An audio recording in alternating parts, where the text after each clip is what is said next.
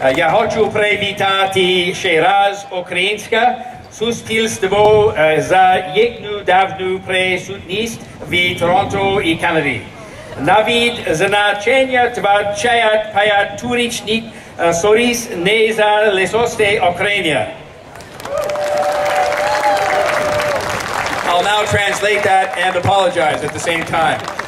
Ladies and gentlemen, it would only be out of affection and respect for this community that I would even try to say a few words in Ukrainian. But I just want to say that I, and together with my colleagues and all of the elected representatives, and I should tell you that we are working so well as three governments together. I think we finally have three governments that have all decided we're here to get things done.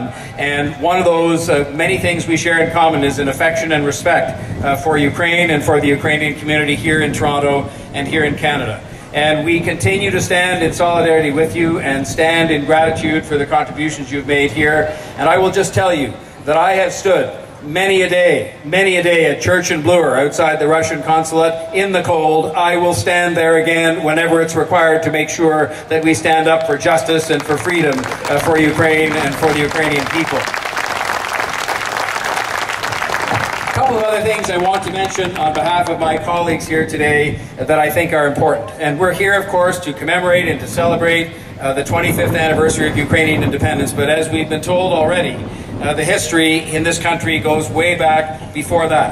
And most of it is a very happy and a very cordial and a very mutually beneficial history. But there have been chapters that it is important for us to remember that weren't so happy. And in this country, more than 100 years ago, we had internment camps that were set up. It's a part of our history that isn't talked about that much and that isn't acknowledged that much. And in some of those internment camps were Ukrainians. And there was a plaque that was located down at the Canadian National Exhibition, and it was moved in order to construct a hotel down there that's being constructed as you speak. And I just want you to know that plaque will be reinstalled there once the hotel is complete, so that all Canadians, including those of Ukrainian background, will know of that part of the history and remember that that kind of thing must never happen in a country that cherishes freedom and diversity.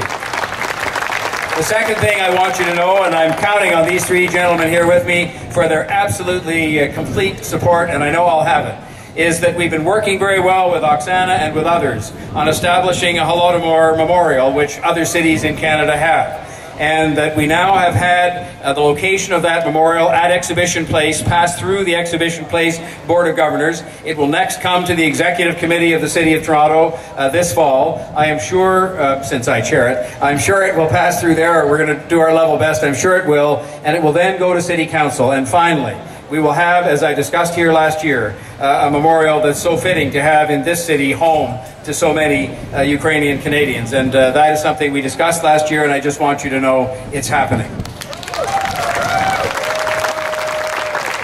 Finally, I will just say a word of thanks on behalf of my colleagues for all the contributions this community has made over a long and very special history. It's contributions that have come in every area of life. Political, we have people here today that are the living proof of that.